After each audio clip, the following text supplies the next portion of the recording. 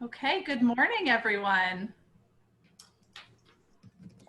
We are so excited to have Jessica Mendoza with us today, who's going to be our last speaker actually of our summer series, but we're excited to get started. Andrea is going to lead us in a brief meditation, just like always, and then Ivan will introduce our speaker.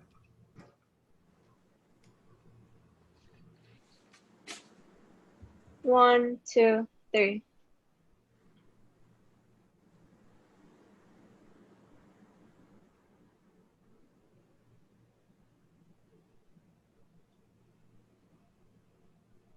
One, two, three. Thanks, Andrea. Back in the green room, Jaylene asked our amazing guest speaker a critical question about nerves in moments of high pressure. And I was scribbling furiously because I don't know what is more nerve-wracking than to introduce an interview of an internationally renowned interviewer. And I asked myself the question, am I good enough to be here? And probably not. And you'll hear shortly why, because our speaker is amazing. To give the grounding for our speaker series, we've had a spring of deep sorrow and loss and discontent in Spanish Harlem. And it has been made glorious summer by a magical array of speakers brought to us by Rupert and Amy and Devin. All of our speakers are masters of their chosen way, and a song line running throughout each of their lives are notes of gratitude, grace, discipline, and a choice to be uncomfortable with the comfortable. Our guest this morning walks the same path and with those same virtues, and in her own very, very special way. Olympians know Olympians, I guess, but both Olympians, you and Amy Mullins, are so much more than that. Jessica Ophelia Mendoza. In the preface to your book, There's No Base Like Home, you remind the reader, as you reminded our students in the green room today, to embrace what allows you to stand out and to be unafraid of being different. You have clearly walked the talk and have found out what makes you so beautifully unique and shared it with the world. The first thing, and you make it almost parenthetical in your biography, but for me as an educator and somebody who knows what this means, this first thing is a big deal. And it's something that makes anybody stand out. You attained a Bachelor of Arts degree from Stanford in American Studies, one of the elite universities of the planet. You bury this in your resume, but most people, that would be number one, Stanford. And by the way, those Fresno State Bulldogs were sleeping when they didn't recruit you. Their loss was obviously Stanford's gain. Anyway, you stood out and you were unique. But then one more thing, a master's in social sciences and education.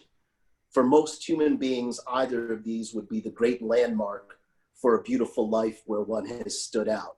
But no, you did all of this while becoming a star in softball, rising to Olympian heights we regular humans only dream of.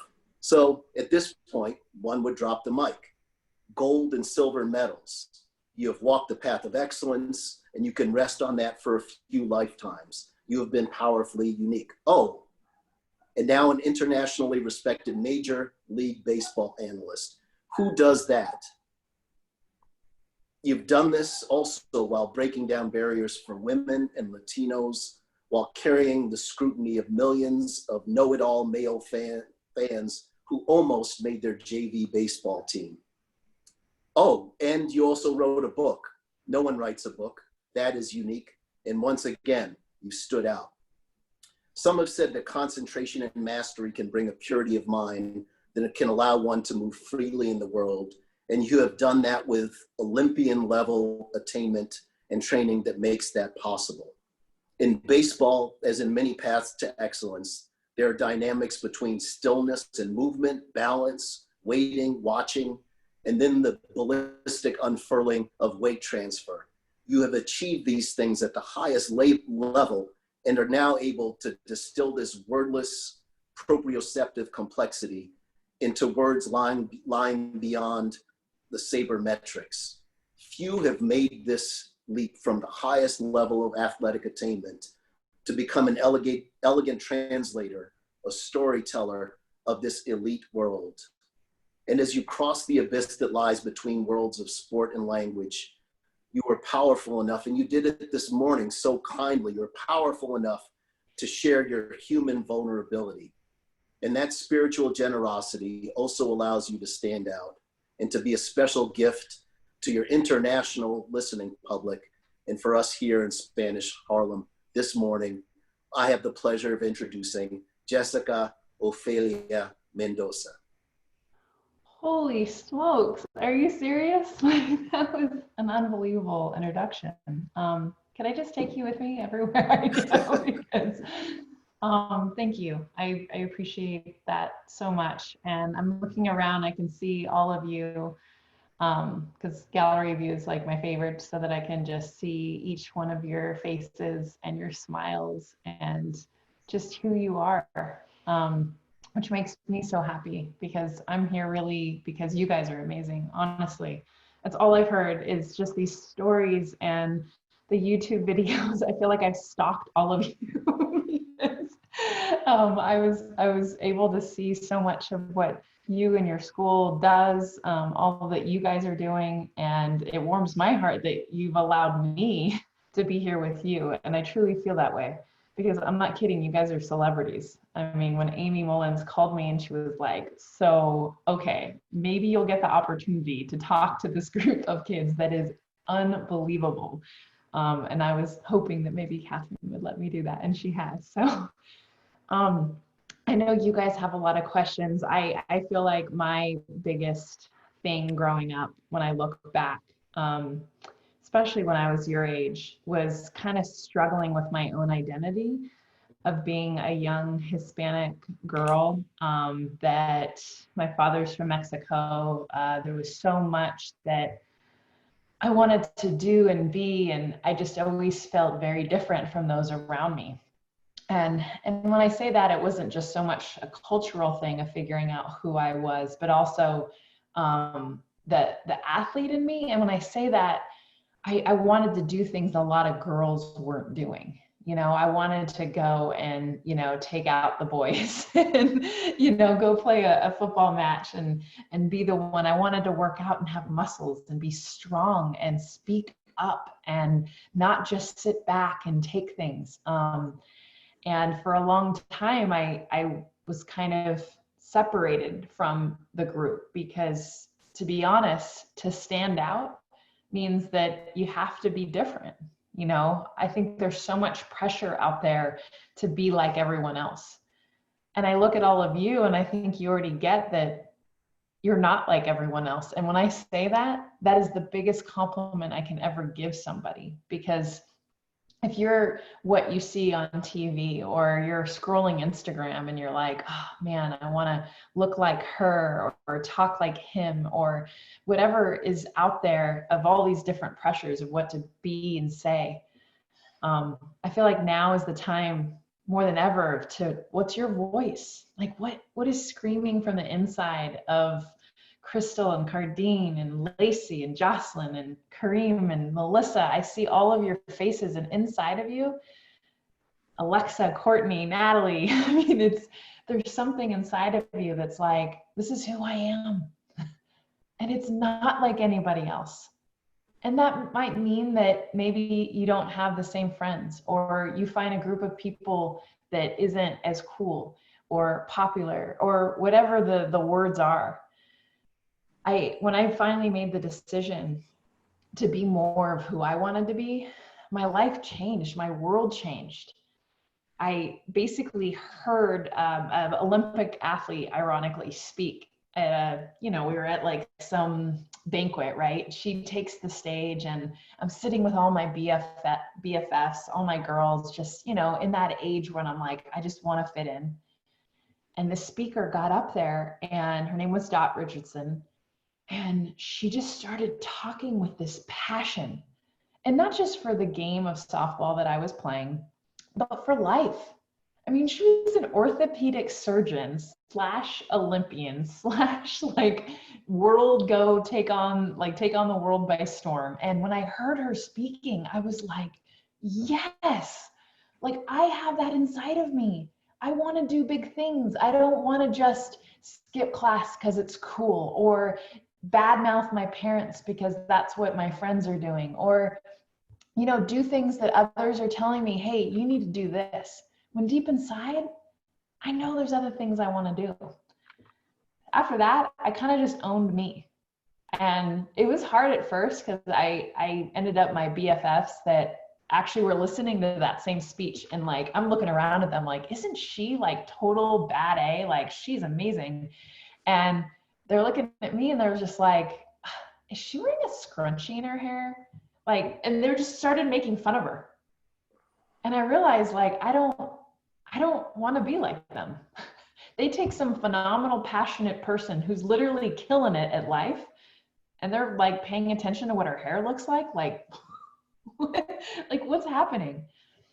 So from then on out, like I just was like, you know what? I want to get good grades because I want to get out of the space that I was in. I wanted to do bigger things. My father, who, like I said earlier, is from Mexico and just really taught us that education was a huge path for us to open up more opportunities. It wasn't the end all be all, but he's like, if you can go to college, you will have so many more opportunities to be able to do the things you're passionate about. So I started to hone in on my schoolwork, and that's not fun. Like, I'm not sitting here, like I went to Stanford and I was like, oh, I love school. It was so amazing. Like, no, there were times when school was not fun. Taking tests and reading and doing all those things, no. But I'm telling you, if you want to stand out, if you want to do great things, you have to do the things that others aren't. And yes, the majority of people will say, I don't want to take that test. I don't want to do this, because guess what? Yeah, it's hard and it's not fun. I learned that when those moments came up, that's when I had an opportunity to be better, because I wasn't the smartest. I actually was not the most athletic, shockingly, like turned Olympian, was not the most athletic. But the way I got better than my peers was when those times where we had to get up at 5 a.m. and run shuttles and everyone else was like, no, thank you. Like, no, I was like, I'm going to go do that and get a little bit better. I'm going to stay after practice and get a little bit better. I'm going to study for that math test, even though it's literally like pulling my eyelashes out. That's what it feels like. And yet, no one else is doing it. This is my chance to get better. And now being like the only female in this totally dominant male space of Major League Baseball. So walking into a clubhouse where it's all guys all the time, and everyone notices when I walk in because I'm the only one. It's like I have a huge sign on my forehead saying, I'm the woman. Look at me over here. And I have nerves and I'm like, oh my gosh, what am I doing? But then I look honestly and I see a lot of the faces that I see right now. And it's important to me for all of us to do the things that are harder so that others can do it behind us. You guys are going to be, you're faced with those decisions now, right? I mean, think of some of the things that you're asked to do that deep it down inside, you know, this is what I want to do.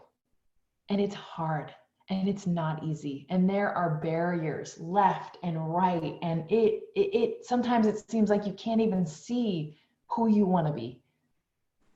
But you know that to get there, you have to separate yourself and do the hard things. And I know it sounds crazy, and this is like the sick part of me now. I look forward to the hard things because literally I know the harder it is, the greater the result. And that, I mean, that's what life's about for me. All of you are different, although I'm looking at you right now and I can see, like I'm seeing Autumn right now, like you're like, we're here. Like I can tell you guys get it. There is a passion inside of you. And if you already know that, then when things are like challenging and life is like, oh my gosh, like what is happening right now? Don't take the easy road. And you're surrounded by peers that are, you know, that are taking the path that is not as, you know, is not as challenging, I guess. that is what everyone else is doing. But if there's greatness in your future, do the things no one else is doing. Find a path out in the weeds and go that way. Like, hey, I'm gonna pave my own road. And it's called Crystal's Road. It's called Melissa's Road. James, you've got a road. Like, you're gonna pave it. I know. You're like, you're hanging with me, buddy. I got you. But you're gonna create your own path. And that's exciting. Just know you're gonna have to cut down a heck load of trees and all kinds of stuff that are gonna get in your way. So that's, I guess, kind of my story. I know Ivan did such an amazing job of introducing my whole background. But I just feel like, to me, more than accolades or gold medals or television, right? It's more about my soul and who I am inside. And to me, that's how we win, is when we're able to actually do the things that we're passionate about, do the things that are right. And usually those things tend to be the harder things. It might be speaking up, like right now in a room where people are saying things that you don't agree with, having hard conversations about race, about gender, about what you believe, because those things are harder to have, but are important. And you guys are in the midst of it right now, but in your soul, you know the person that you are and the person you're going to become. And trust me, in that path between the person you're going to become is going to be a whole lot of like distractions, a whole lot of you can't do this, a whole lot of just even within yourself, can I do this? But always look at the harder route. I'm telling you, when things are challenging, when it's like, oh my gosh, whether it's a hard academic thing like a test or whatever it might be, or it's going away and maybe not hanging out with the same group of friends that you've grown up with and known your whole life, but honestly, they're making decisions that you don't agree with, and you battle with them and they don't get you. Surround yourself with people that are like, I love you. And yeah, we might think differently, but I respect you. And that's going to help you get to that amazing person that I'm staring at you guys. And it's there. It's like right in front of you. Like, you're going to do great things. Like, how cool is that? You have this opportunity. You're surrounded by some amazing teachers, some amazing leaders, even within this group and outside of it. Use that and get there, because great things are in your horizon. And I'm pumped, because I was just telling this to the women that I was just with, and I just feel like you guys are going to do things, right? Andrea, Tracy, Jaylene, like, and then I'm going to be like, so I knew them. Remember me? Remember Jessica? Like, they're going to be like, I'm so big time now. Like, I mean, I do remember a little bit, but it's just so many people. So when you guys are big time, I'm going to be like totally like fangirl over here, just wanting to be a part of the ride. Beautifully said. You got a fanboy here. You got a lot of fanboys and girls. They've got some beautiful questions. So Catherine's going to open it up. Thank you. Amazing. All right. Our first question is from Alexa. Hey. Hi. I grew up in a country where, unfortunately, many men do not like to see a woman grow in sports. So my question for you is, when you were training as an athlete, did you ever face insults from men, and how do you handle those situations? That's a great question, Alexa. Like, I still do. It's more of, I mean, it's amazing to me that even in 2020, right, that I hear all the time, like, you're a woman, like, go away. Like, you do not belong in baseball, because women don't play baseball. They should not only not play, but they should never be calling a game. You shouldn't be allowed to sit down with, Aaron Judge of the Yankees and, hang out and talk hitting with them. Like, what do you know? Like, you're a female. And it's interesting, because it only fuels me more, just because at the end of the day, a part of me is kind of like, I don't even get down on it, because I'm like, it's 2020, people. Like, look around you. Women are everywhere. Like, men are doing amazing things, and so are women. Like, we're not fighting each other anymore. Like, I think of it as like we're working together to just do the right thing, to do great things. And if you can't see that, I almost feel more for them than I feel bad for myself. Like, even though they're coming at me and saying mean things, I think of it more as like, what's happening in your life that you have to have so much hatred for a female that's not doing anything wrong? All I'm doing is I'm talking shop. I'm talking baseball. Like, if you hate me that much and need to come at me that much or attack my background and heritage, like, I'm sorry that you have that much anger, because I'm happy where I'm at. And honestly, I'm happy where we're at to know that we're going to continue, right, to do these things. Thanks, Jessica. We're going to go to Geraldine next for her question. Hi, good morning. Good morning. Hi. You have been on both sides of games and you seem to enjoy doing both. So my question for you is, which do you enjoy doing more, announcing or playing on the field? Geraldine, coming with the hard questions. I like it. Gosh, that's a really good one. I mean, I do like both, and I'll tell you, I get asked a lot, like, oh, like, do you ever miss playing? And I will say that I don't, because the rush I get when that red light goes on, when it's like 5, 4, 3, 2, and you're live to millions of people. And if I mess up, the whole world finds out. There's no like, oh, can we redo that? Like, can I get a rough draft and the final drafts later? No, that doesn't work.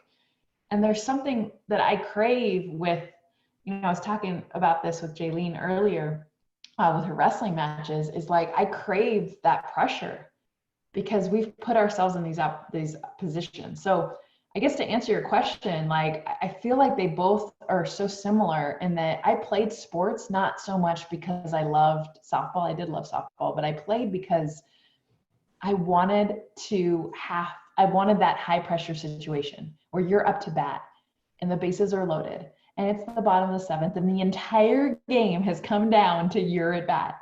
And I'll tell you what, I failed in those situations more than I succeeded. That's kind of how softball, baseball work, by the way. If you hit 300, you're failing 7 out of 10 times. Think about that. So if you're a 300 hitter, some of you guys know this, right? If you hear someone, oh, they're hitting 300, that means they're a really good hitter. Think about that though. 300, like it's 0.300 out of 1,000, means that 7 out of 10 times you're actually failing. You're walking your butt back to the dugout. Like, you didn't get on base. You struck out. You grounded out. So how do you deal with that failure and still know I'm really good? I deserve to be here. And I feel like television brings that same aspect. I might not be walking back to the dugout 7 out of 10 times, but there's going to be times I say the wrong thing. And then everyone's like, see, that's why there shouldn't be women talking about baseball. She mispronounced a name. She coughed. She paused and couldn't think of her thought. Like, get rid of women, I feel that same pressure. And so I do feel like I enjoy both. I know that's not the right probably answer. But I do have to say that there is nothing like playing the game. Like, going back to like 30 years of my life that I spent with my teammates, my girls on the field, high fives, like pressure moments together. There's something pretty epic about that. Whereas television, I'm kind of on my own.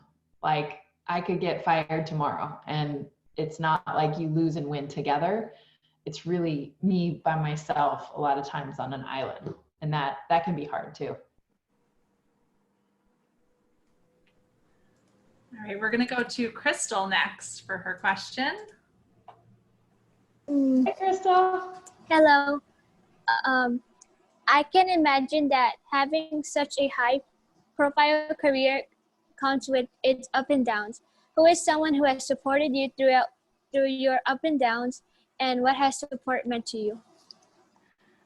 Okay, so you guys are really good at these.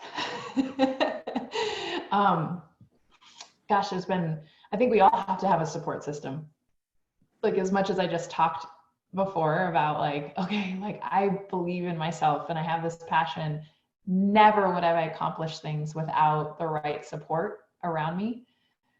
So it changes depending on the circumstance. I would say that having other men and women.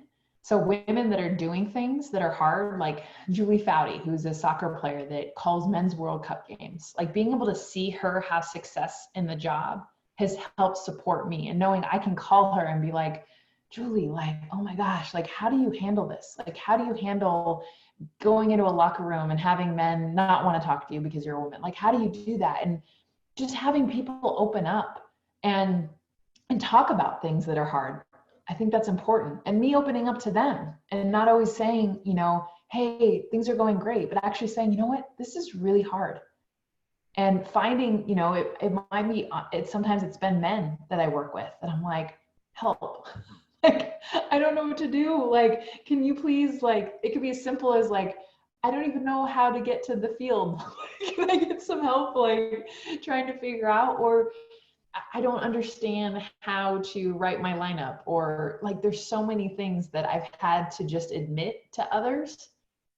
I need help. And as hard as that can be to say, I've found the most support when I've shown people truly how I'm doing and how I'm feeling.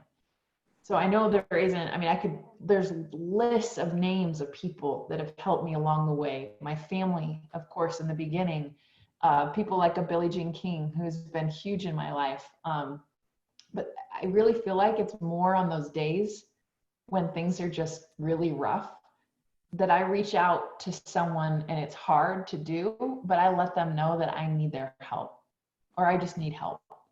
And that's when the biggest support has come, is not in some like, oh, like, you know, some super famous person came into my life and took me under their wing. It's actually been more the day-to-day of how do I get through today? And I'll tell you what, when you can admit that things aren't going great to someone else, and you're not just putting on the smile and everything's fine, that's when you have the real conversations, and you find out that they can't magically make everything go away, but they can also be there to make you not feel like you're doing it all by yourself, which is huge. That's great advice. Thank you. We're going to go to Troy Allen next for his question. What's up, Troy? Hi. Hi. Okay, so my question for you is, what do you miss the most about being on the U.S. national team, and why? Troy, you're awesome. I like your smile. I can tell you have fun. What do I miss most about the national team? I would say, gosh, the bonding. I mean, so when we were training for the Olympics, we would be on the road on a bus. We hit like 37 of the 50 states in the US before heading to Greece, first Olympics, and then Beijing, China. And it'd be like 8-9 hour road trips in the bus, like just singing songs, having conversations, getting like just stupid giddy, right? Because you're half asleep, just like, I don't even know. I miss that because, to be honest, like you don't get to bond very often with your peers outside of school, outside of like, for us, just the training on the field. And so to have those memories, those times where you're removed from, you know, what's comfortable, really. We're sitting there just honestly in parts of the country, we're like, where are we?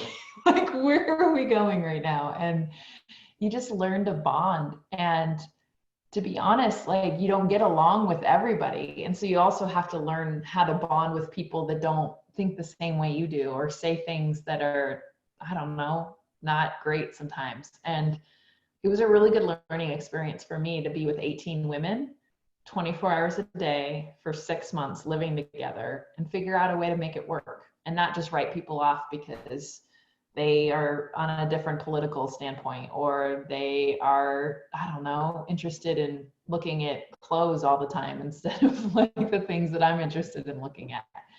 And that was a challenge, and it was really cool to be able to bond with these women in a way that allowed us to then come together and then go out and win. Because then it was like, that's my sister right there. Just like your family, right? I mean, there's times where you're like, how am I related to this person? But you figure out, or you should try to figure out a way to make it work. 'Cause at the end of the day, it's family. And that's how I felt about my team. Thanks, Troy. You're welcome.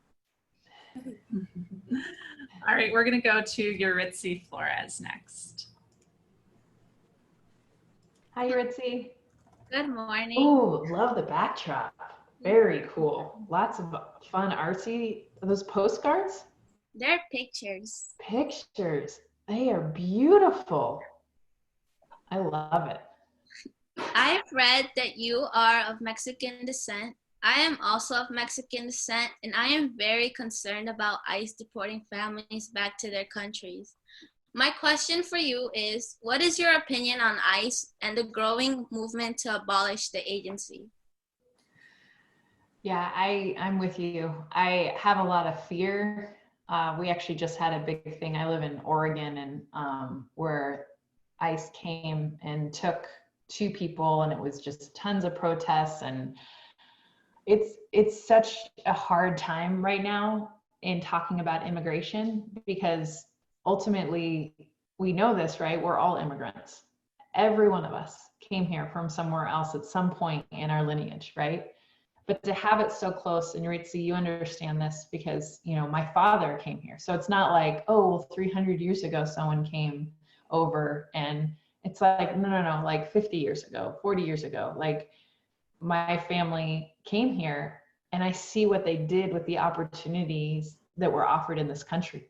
And honestly, the fact that things weren't perfect even then, of like, it's not like everyone was like, oh, please come over, but there was just not what's happening now, where it's like, you don't belong here and you need to go back. And the ripping apart of families, the ripping apart of what immigrants can bring to this country, to the future of this country, and honestly, the betterment of it. I don't want our country to be one thing. I don't want to close our doors and be like, okay, we're good, no one else can come in. Because I mean, honestly, my father has 8 brothers and sisters, and the life that they've been able to create here with their children and their children's children. And I think it's just so important that we have that, especially with Mexico, more than I would say any other country. And I know it's near and dear to my heart, but it's when I was talking about family, I mean, Mexico is our border. We've got Canada too, but it's a totally different relationship with Mexico. And I just feel like we need to embrace and love the people that are coming over, and it's the exact opposite right now. And it hurts me. It hurts. My father and I have had tearful conversations about what's happening and what we see on TV. And to be honest, I graduated from Stanford to get involved in politics for reasons just like that, because I want to bring more attention to what's happening, especially with those that are coming over from Mexico. Thank you, Jessica. We're going to go to Catherine Leone next. Hi, Catherine. Hi. Many people have a rough day at work or school and don't know how to calm their nerves. My question for you is, what is your method for dealing with stress? That's a great question. Jaylene asked somewhat of a similar question, but that was more like pre-nerves for like a big moment. I feel like this is a question that's also great because it's more of like when something's already happened, right? And it's not great. It's not what you want. Or like honestly, it'd be flat out awful. And I've been there. And sometimes like what's interesting is like, I just almost need to feel it. I think a lot of times we try to be like, don't cry, don't like feel emotional, just ignore it, push those emotions away. I've learned to sit with it, be like, hello, sadness, hello, pain, like, how you doing today? Wow, this hurts. This is hard. And it took me a long time, and I'm still actually working on it, because my nature is to be like, be joyous, be happy. People know me, they see my smile and they're like, oh, Jess is always happy. I've learned that like to be a human being, we're going to go through a lot of crap. Let's be real. And you guys, from a day-to-day basis, there might be things that happen that I feel like instead of being like, it's fine, everything's going to be okay, just move on. I've learned that if I actually take a moment to deal with what I feel, to really understand what I just went through and handle it then. Because when I let it pile on, all of a sudden, oh my gosh, it comes out sometimes in anger, it comes out in things I might say to my husband or my kids. And I realize it all traced back to multiple days where I just kept it inside, ignored it, put it in a box and chucked it into the ocean, and that dang box found its way back here. Like it doesn't go away. So when I feel real emotion from something that's happened, I've learned to sit with it and feel it. And if that means I've got to cry, if that means I've got to yell, if that means I've got to just be silent because it overcomes a lot of my even ability to like talk and be me, then I feel it. And I do that because I can't fix what happened, but I can handle how I handle it and what that happens. So that's something I'm still working through, to be honest. Like I just did this the other day where I'm like, okay, I was feeling just a ton of expectation with work. There was some stuff being said about me. I was having a hard time with my own insecurities of like, am I going to have a job? I mean, this is a crazy time where a lot of people are losing jobs, and I'm the only one that works in my family. And so there's a lot of responsibility. I've got kids. It can be overwhelming. So instead of like, okay, it's overwhelming, just go away. Like I got this. I actually sat there and was like, let me dig deeper into this. And I had a friend that was helping me with that because I was like a mess. She's like, I think you need to just actually sit with all these things that you feel. And I did. I sat there and was like, okay, whoa, wow, okay, this doesn't feel great, but it started to feel really good when I started to really face the things that were hard. I know that's like a deeper answer than maybe you were looking for, but I can't tell you how important it is when things are rough, emotions, whatever happens, and it's probably a whole different level, like of different things. Some things could be small, big. For me, sometimes it feels like it's the whole world. But the more that I handle it in the moment and don't put it off, I feel so much better afterwards. I really do. And it doesn't make it go away. But oh my gosh, does it not build up and then come out in the wrong way? What I feel like is the wrong way later when it's been multiple days of that. That's great advice. Thank you. We're going to go to Alan next for his question. What's up, Alan? Hi. Hi. Aside from baseball, softball, and baseball, what other sports do you like to play and watch, and why? Nice question, Alan. What's your favorite sport? Can I ask you a question real quick?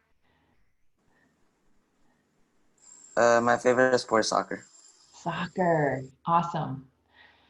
So I played soccer forever, actually. I was a goalie.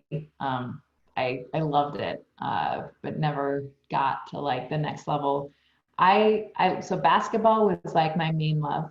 Like I was way into basketball. I just didn't get tall enough to like get to the level I wanted to get to.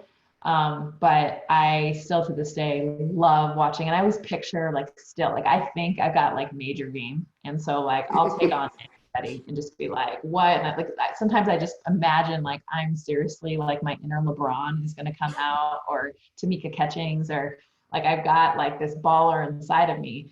And then like I go to do the move and like the ball's still behind me, or I trip, or like, but in my mind, like I watch WNBA games, NBA games, and I think like I could be out on that court and just like totally showing people what's up.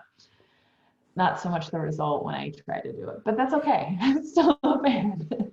I love like obviously like anything Olympics. So I love watching like swimming, track and field. Like sometimes I'll get caught up in like winter games, like curling, like some of the randomest stuff, because there's so much passion. Like it might be that they're like using little sweepers on the ice, and I'm like, I don't even know what they're doing, but like they're so into it. So like I'm into it. I'll honestly watch anything as long as I see the competitiveness that I can relate to. I've been into snowboarding forever, and like winter sports. I've had 2 concussions. Again, I'm like the kind of like, I shouldn't say stupid person, but the person that thinks that she can do things, which is a good trait in some things in life, but like not when you're trying to do like a 360 off a jump and you've no business doing that and you like land on your head. Yeah, that's this girl right here. So I follow all sports. I think I can play all of them. And I will continue to probably embarrass myself because I will go out there and try anything. Jessica, we want to be mindful of your time. Do you have time for 2 more questions? Would that be okay? Yeah, absolutely. If you Okay, awesome. see a kid just come and like sideswipe me to the ground, that probably means it's time, but. All right, we're gonna go to Tracy, who you met in the green room. She has a good question for you. Tracy. So you, I read in your bio, and you've also talked about receiving a lot of harsh and unfair comments because you're a female sports analyst. So my question for you is there a message that you would like to share for young people who might have worries about how others perceive us? Yeah, Tracy, it's a great question because we're all going to be faced with judgment, whether it's like your peers or, it's a bunch of different levels. And the thing is, I look at every one of your faces and every one of you is going to be judged. That's just life. I hate like that's even the case, but how you handle that judgment, how you handle what others think of you, is really what matters. And I kind of said this earlier. I go between like sometimes when it's really hard, like, or mean stuff. Sometimes like the really dramatic stuff doesn't affect me because I'm just so blown away that people even think that way. So I just put them in a category of like, okay, they just need help. Like we'll just put them over here and move on. And then it's funny, my first year, I really thought I could go on Twitter and like see what people say. And I'm like, I can handle it. Cause I always thought, I'm like, I'm tough. I can handle a lot. But even the toughest people, or the people that think they're the toughest, we all care in some level, right? Like there's some part of us that wants to be liked, that wants to be accepted. And it ended up affecting me over time because I would read mean things. I would read what people would say, whether it was looks based or go back to Mexico or you're a woman, like shut up, like just all kinds of different stuff. And I'd read it and just keep scrolling, like whatever. And then all of a sudden one day we came to come live on camera. Remember how I told you like 5, 4, 3, and all of a sudden out of nowhere, all of these things I had read that were negative. And this is where it's bad. Like, I don't remember the positive things. Like, I can't tell you for every one negative thing, there's probably 10 people out there that are like, heck yeah, like, we love that there's a woman. Like, oh my gosh, a Latina. Like, this is amazing. Like, for some reason, I don't pay attention to those. But I hone in on the negative. So we're about to come live. 5, 4, 3, 2, and all of a sudden, every negative thing that I'd read came pouring into my mind.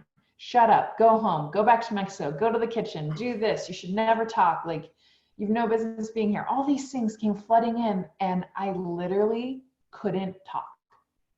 Like I was like, oh my gosh, like it was like I was only talking to the audience of people who hated me. And for them, I had nothing to say. And it was a really rough moment. Thank goodness there's other people in the booth with me, so they were able to talk and just kind of look like, is she okay? So I was just like, oh my gosh, like I could find no words. So we had commercial break. Thank goodness, like 2 minutes later, got up, went to the restroom, kind of washed my face a little bit, and I was just like, Jess, you can't let them affect you. And even though I didn't walk out of that bathroom and everything was fine, I was able to go back and actually talk, which is very important when you're on TV. That's your job. But from then on, I stopped reading Twitter. I read it, but like I stopped honing in on the negative. And I started to really protect myself from the people that I know are going to make the little comments. And it could be those people in your life. It could be your closest friends that just kind of make little comments here, like, oh, noticed your butt's bigger, or hey, like, I noticed like you're really ugly today, or whatever, just like stupid stuff. And they think it's funny, but it bothers you. I started removing that from my life. And it doesn't mean that I don't still hear it or see it or get judged, but it got to a point where it overtook who I was. So I just had to realize, first of all, find out what makes me great, like almost look myself in the mirror each day and be like, you know what, Jess, you are smart. You do deserve to be here. And I needed to have more positivity in my life because I could go negative quickly. I think it's easier to sometimes. You can look yourself in the mirror and find a million things wrong, right? I made myself look myself in the mirror and find a million things right. And that helps. It's like your armor. Like find the, and real things, don't just say like throw out stuff, but find the things about yourself that are like, I am kind. Troy, I've got a great smile and I make people happy the moment I do it. Like find the things about yourself that like make you great and tell yourself that, because it helps put on armor for then the haters. And there's always going to be haters, unfortunately. All right, let's go to Melissa for our last question of the morning. Hey, Melissa, I've been looking at you all morning. Thank you so much for being a whole school time speaker. You gave such great advice. So I read that you currently comment on games for the KBO League. So my question for you is, what is your favorite part of Korean baseball or culture and why? Great question, Melissa. Yeah, it's crazy. Calling games. So I'm in Bend, Oregon, which is like in the mountains in the middle of Oregon, like very small place, right? Moved here from LA, so it's been crazy. So I'm doing games literally from my house in the middle of the night. So tonight I have a game at 2 o'clock in the morning, okay? Because South Korea is 16 hours ahead. And I'm doing a game, I'll do a game tonight from Bend, Oregon. The guy I'm working with is in Atlanta, Georgia. The producers and the place where it's running through is in Charlotte, North Carolina. And the game itself is in Seoul, South Korea. And at any given point, a guy coming to play can be from Cuba, the Dominican Republic, United States, South Korea, Japan. And it just blows my mind that I'm like, yes, 2020 has been bad for a lot of things. But one of the cooler things that I've found in this weird time is that I get the opportunity to do this. Like we never would have covered these games in South Korea, and now we are, and I'm doing it from my home and connecting us in a way that's like, and the people like so I do read some stuff on Twitter for sure, but the people I get tweets from now, they're in Holland, because we're globally broadcasting South Korean games that have never been broadcasted outside of South Korea. So, I'm up at 2 a.m. and someone in Holland is tweeting me from, I don't know what time. I can't even do the math there. It's probably dinner time. And they're tweeting me just saying, hey, just pulled up some chimak, which is like the South Korean like food that you eat. And like, just Googled the recipe. I'm going to go cook this right now. And I'm like, this is so awesome. Like just to connect us, right? Like, and I can't even tell you, especially all the Spanish speaking players that are in South Korea that have come and that we've interviewed and talked to that have gone all the way there. If you could imagine, like you're coming from Cuba, Venezuela, and now you find yourself in a place where, just think about even language barrier, almost language barrier, like the craziness, and yet you have this sport that is connecting all of you. So I love that I get to do the KBO games. I do not like the alarm clock. Like tonight when it goes off at 12:30, like imagine, setting an alarm, like most of you are like, I'm still awake. I'm setting my alarm for 12:30 tonight to work until about 6 a.m. That's not fun. But once I get into the game, I'm like, I have my jersey on. I'm like such a dork, but I love I just love that we get to do these games that are halfway across the world live. That's such a great point about connecting. I love that. We're so grateful to you, Jessica. Thank you so much. We'd love to wrap up quickly just with another brief moment of meditation to take in all that you shared. And then I have a question real quick. So when Andrea was doing it before and she was counting 1, 2, 3, is that like everyone getting into like a quiet space? I just want to know what we're doing. Exactly. Yeah. It's just a moment to sort of make sure that your posture is good. You're sitting up straight, your feet are flat on the ground. And then, you know, by the time she's finished counting, you're ready to enter that meditation space. But Andrea or Ivan can speak more to that in a bit. But after Andrea speaks, Ivan will offer some remarks just to finish up the morning. And then we'll wish you luck and our gratitude for being with us today. Well, if you guys are, since you're close to New York, if you want to watch on Sunday, gosh, now I'm trying to remember what time I'm on, 4 o'clock your time, doing Yankees Mets. So that's Subway Series, like those two teams. Tune in even for 5 minutes, like the first 5 minutes of the game. So you can tune in at 4 o'clock and you'll see me literally not exactly in this setting, but you can tell everyone because it looks like I'm somewhere special, but I have like a fake backdrop. It's like a pull down. And you can hear me. I'll be with Tom Hart and we'll be doing Yankees Mets. So you can tune in and be like, hey, there's my girl. We're buddies. We're tight. And her background's fake. We will definitely tune in. All right, Andrea, coming to you for meditation. 1, 2, 3.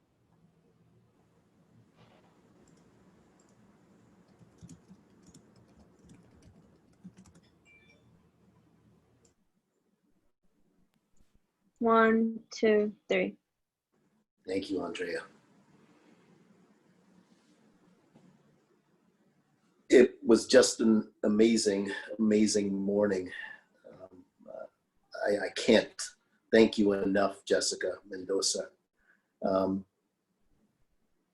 Your resume and your accomplishments are daunting, and the fact that you surpass them with your wisdom and warmth and engagement with our audience astounds me. You're an athlete, a warrior, a therapist, philosopher, life coach, professor, mystic. You know, if things weren't set, I think I would want you at the top of the ticket with Kamala as your VP. I mean, you really have this magisterial power and wisdom, and you have the strength and vision of a great leader, and I just look forward to seeing all that you, even more that you do in the world. Not to put any more pressure on you, but you tell us you thrive under pressure, but that's okay. I think, you know, I don't know if baseball knows it, but I have a strong sense, particularly after this morning, in doing a week of research on you, that you're baseball's greatest ambassador to the world. And I was trying to think if I could find any parallel, even just within the bounds of the sport that you analyze. The only person I could think of was Jackie Robinson, in terms of somebody who deals with this enormous pressure with such elegance and grace. But the difference is that he didn't have to endure the onslaught of social media, and didn't, I don't know if he had the ability, but your ability to distill it with your power and your compassion and your honesty is disarming. And yeah, as I said, I'm going to be your oldest fanboy, and I'm going to watch at 4 o'clock this weekend. But my students, you saw by the way they asked you and spoke to you and looked at you. You've got a lot of fans, and you've lifted our spirits and souls and elevated our minds. It was just a phenomenal, and I love Amy Mullins, and I love her even more for having brought your wonderful presence to our screens in Spanish Harlem. I don't know if you have any final words for us, but we'll be watching you and sending you good energy through the years. Well, the list of people that you guys have had come speak is ridiculous. And so the fact that I just feel honored, because I kind of feel like, and I said this earlier, I feel like you guys are the celebrities as students. Like, I look around at all your faces and I'm like, I mean, literally all the people that want to come talk to you Like, you're the celebrities to me in a huge way. And I'm excited to see where your paths go. I'm not kidding. I'm usually in New York like all the time. So whenever we are allowed to get on planes again, I would be honored if you would allow me to come and hang out with you guys for a day. So I know you're all big time, so maybe if you can fit me into your schedule, but we'll talk about that. But I really would love to meet you and just know you, because you're pretty incredible people. I'm getting that just from today. So thank you. What a joy and an honor. Have a beautiful weekend. Get some sleep. I don't know, from 8 until 12 or, but thank you. You're really a gift to the screen and to the world and to Spanish Harlem this morning. Just amazing, amazing. And I'm going to tell Amy how much we adore you and are inspired by your witness and your words and your presence. Well, if you find yourself up early, I doubt any of you will tomorrow morning, because it'll be 5 a.m. your time when the game starts, but we'll still be on by 8 a.m. That's not too crazy. Turn on, you'll see us doing South Korean baseball tomorrow morning. So thank you guys. Be well and take care. Bye. Bye.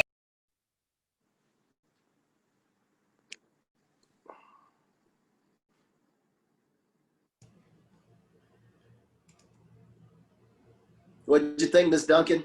I thought she was great. So nice, such great advice. I loved how she kept calling kids out by name and was really looking at all of your faces. She was a wonderful way to end our speaker series, just wonderful. I just want to say too that everybody needs to stay on this meeting. I just saw our total numbers drop by 2, but everybody needs to stay on because we have some important announcements, and it's always nice to debrief a little bit, so don't go anywhere. Or you can, because it's a lot easier to sign up late or cut out early and you're taking the easy road, and that's okay because not everyone is cut out for excellence. But when we did admissions, I know that I'm not perfect, but I have the notion that everyone who's in this school